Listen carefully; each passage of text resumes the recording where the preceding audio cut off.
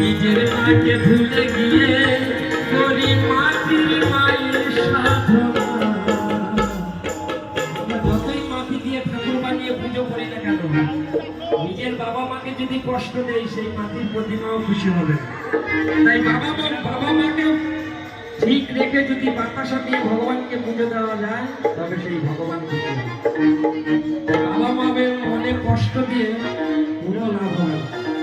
তাই বাউল বলছে সেই নিজের মাকে ভুলে গিয়ে, সেই নিজের মাকে ভুলে গিয়ে করি মাটির মায়ের সাধনা।